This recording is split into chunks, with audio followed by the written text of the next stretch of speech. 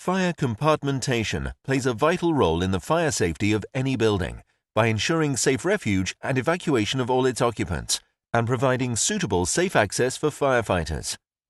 It is a well-established successful fire safety measure that has been used for generations. Compartmentation also protects the essential content and fabric of the building by limiting the spread of fire. However, for any building to function, it is inevitable that a myriad of services, such as gas, plumbing, and electrical or data cabling, will crisscross the building, both horizontally and vertically. And in the process, these must pass through fire compartment walls and floors. It is therefore critical that where such services breach the fire compartment, the compartmentation needs to provide a level of fire resistance at least equal to the fire resistance of the wall or floor through which they are passing. It is also inevitable that throughout the life of any building, many follow-on trades will need to modify existing service penetrations or create new ones through fire compartment walls and floors, for example, to update data cabling or to install new ventilation and plumbing systems. How these service openings are sealed up or fire-stopped is vital to ensure the continued ability of the compartment, wall or floor to resist spread of fire and limit the passage of hot gases and toxic smoke. Identifying appropriate products and systems is therefore essential to ensuring that the resultant installation will be fit for purpose. Of equal importance, those responsible for the installation of such fire-stopping measures should be able to demonstrate competency to undertake this essential role. Inappropriate selection and/or badly installed fire-stopping systems can significantly increase the risk to life safety and damage to the fabric of the building.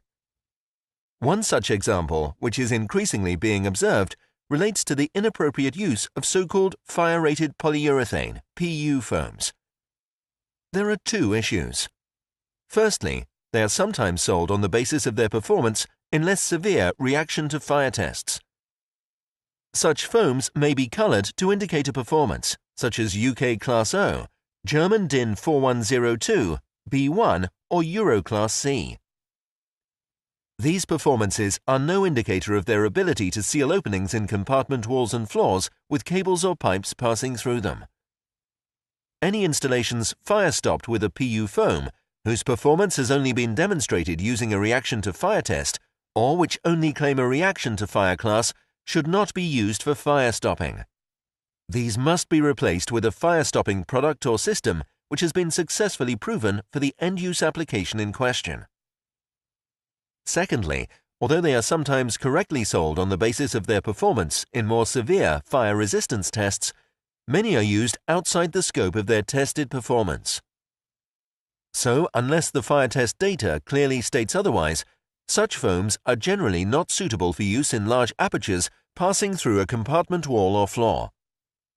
It is essential, as with any fire-stopping or fire-sealing product, to ensure that the fire test data relates to the intended end use. The following sequence shows a fire test undertaken by Exova Warrington Fire, which demonstrates how correctly installed fire stopping can effectively hold back smoke and fire. It also serves to demonstrate how incorrectly chosen and installed fire stopping will fail, allowing smoke and flames to quickly penetrate a compartment wall. The following scenarios were tested. Cable trays. A shows a foam inappropriately used to fire stop a cable tray penetration. B is a similar cable tray penetration, sealed using a foam with a proven fire resistance performance for this type of application. Plastic pipes. In the case of plastic pipes, it is essential that the fire sealing system closes down the opening through the pipe as it melts. H shows a foam inappropriately used to fire stop around a plastic pipe with no means of closing the opening. C shows an identical plastic pipe protected with a correctly installed fire-resisting intumescent fire stop pipe collar. Single cables. F shows a foam inappropriately used to fire stop a single cable. D. The same cable fire stopped but sealed using a foam with a proven fire resistance performance for this type of application. Bundles of cables. E shows a foam used to fire stop a cable bundle. G shows a cable bundle protected with a sleeve device of proven fire resistance performance. The test rig is loaded onto the furnace and the test commenced. From the outset of the test, penetrating smoke is apparent from a number of configurations under test.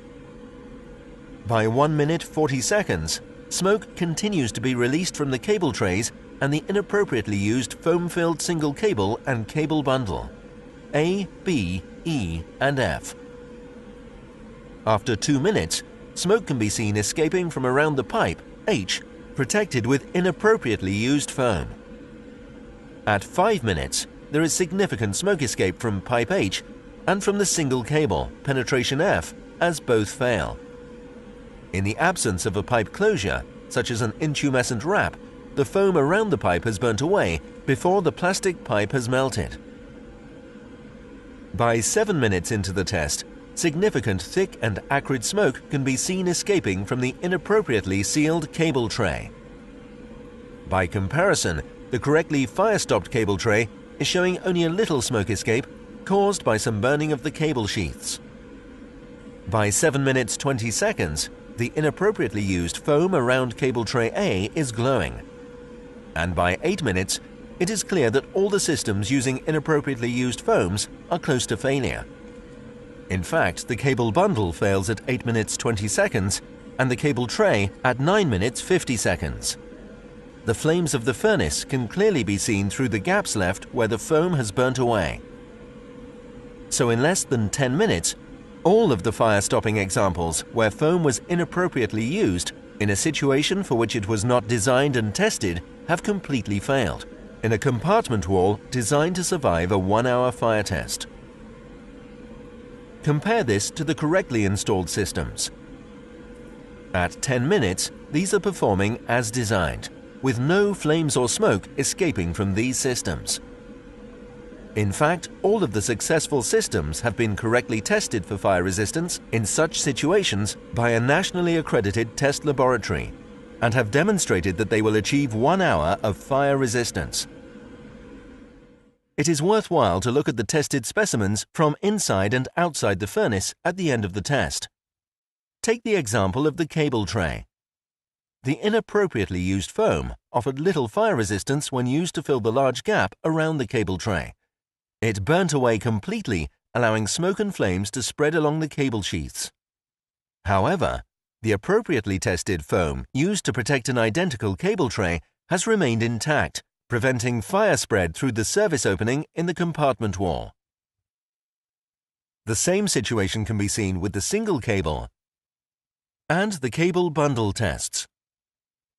In the pipe tests, the intumescent within the pipe collar in the correctly installed system has expanded to crush the melting pipe and fill the hole, limiting the spread of flames and smoke.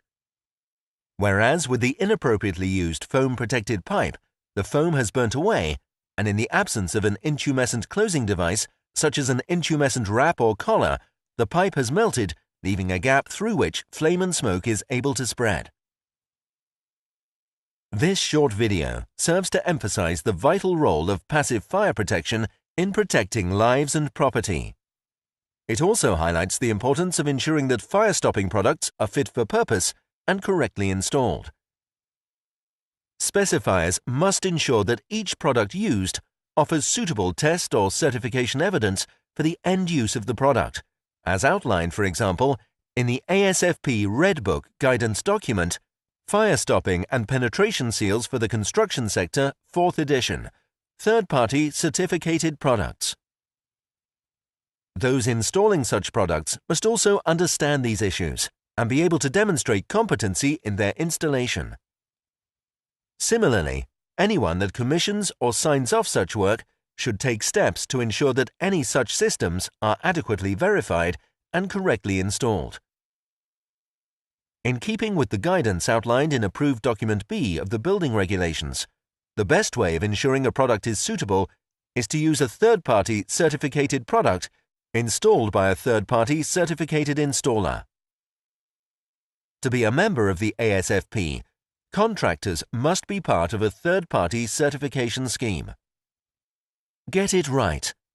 Look for the logo and always specify an ASFP member.